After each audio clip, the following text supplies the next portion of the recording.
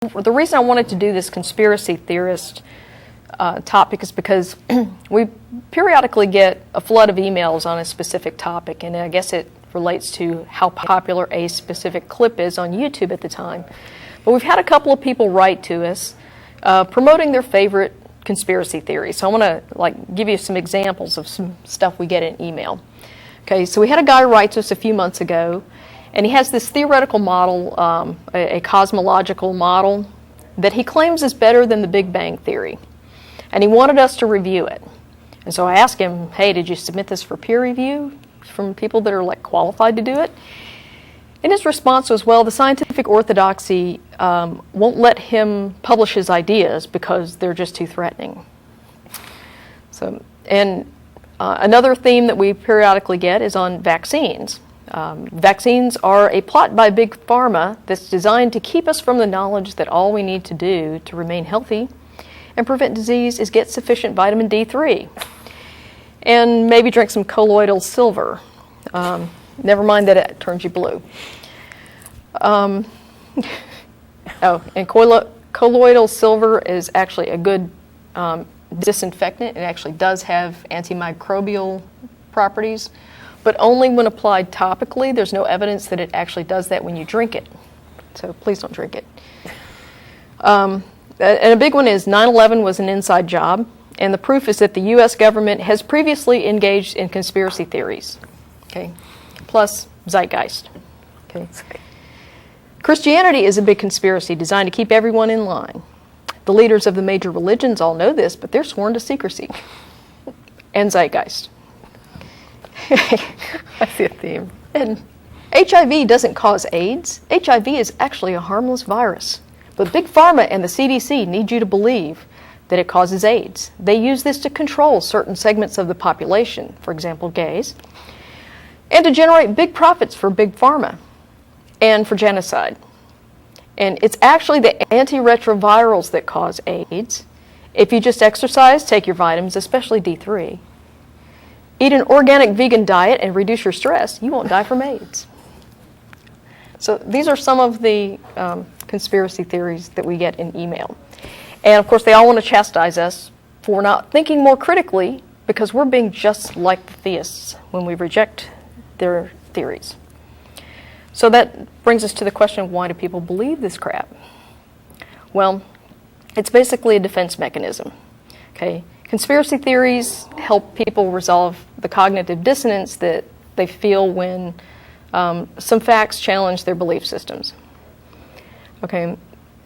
And when you add cognitive bias to that, that makes sure that any new information that would challenge the theory either gets discounted or they overlook it. So people tend to discount information that disconfirms their beliefs, and they overinflate the importance of any information that tends to support their beliefs. And this is all born of a need to find some meaning in something that may otherwise be just an inexplicable event. People need to feel like they can identify a cause for something.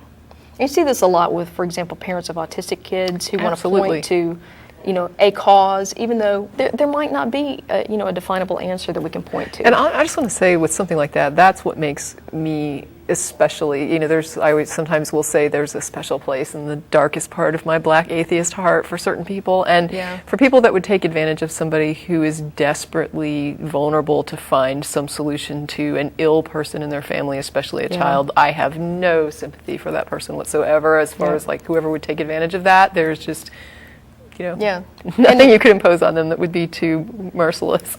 Right, and when you look at what happens when people employ these kind of defense mechanisms, often they're feeling socially isolated and particularly disempowered by whatever is going on.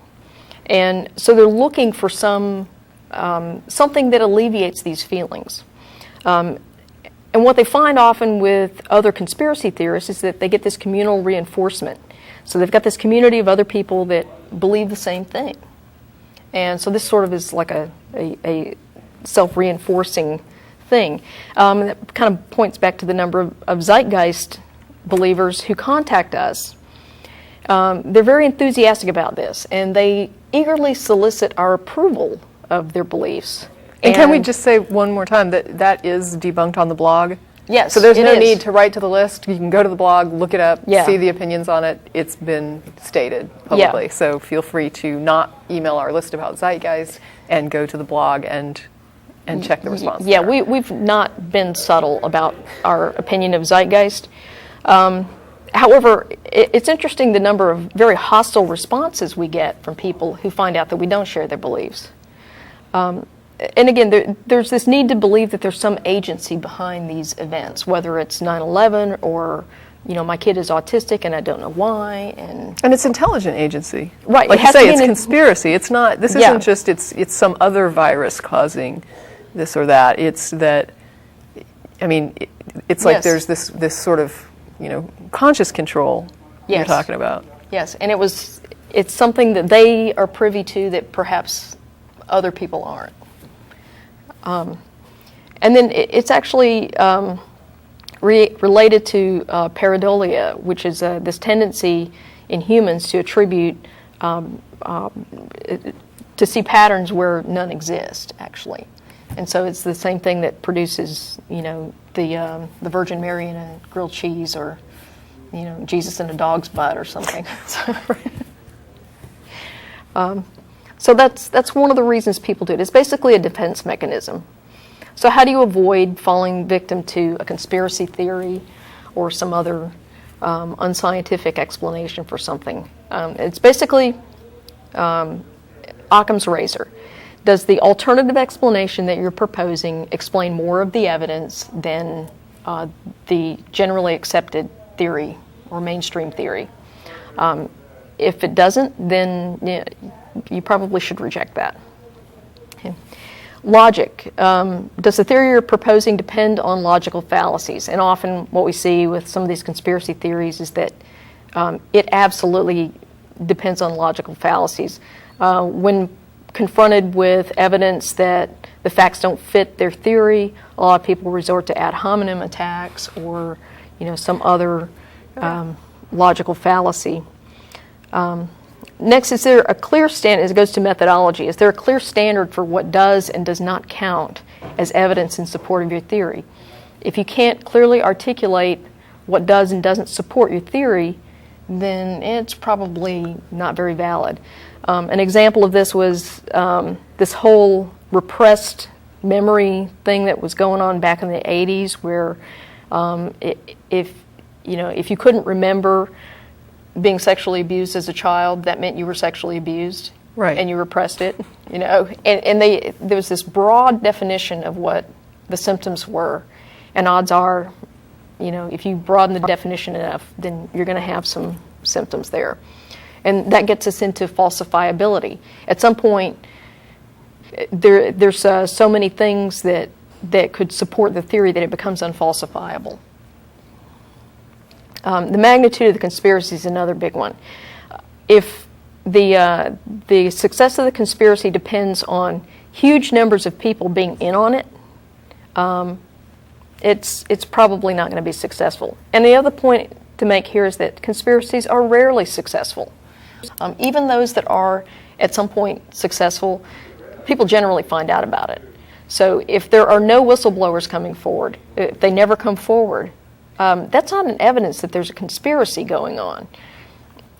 You actually have to have hardcore evidence that something is happening here. And then, of course, you have to evaluate the expertise of those making a claim. So if someone's proposing an alternative explanation for something, look at their expertise. If they are delving into some kind of scientific theory, claiming, for example, that evolution's a hoax and they've got some evidence to back it up, if their doctorate is in religious studies, then you can probably safely discount what they're saying, because they don't have the relevant education and expertise to make that claim. So just make sure, if you don't have the education and expertise to properly evaluate the evidence, then you have to rely on experts to do it for you. So make sure you properly vet your experts before you accept their claims. Well, and also even somebody that has, I would say, that has valid credentials, you want to look at how does that align with other people who have the same credentials Exactly. in the field. Like, how are they looked at and viewed in their relevant field? Exactly, because it is possible to have the relevant education and expertise and then be regarded as a complete crank by the others in your field. Or simply be at odds Yeah, with, consensus. yeah. And that doesn't make you wrong, but it does mean that if I'm not an expert, that's something I want to consider. Right. Okay. So, that's pretty much what I wanted to hit on. That should be enough to poke a hornet's nest. Okay.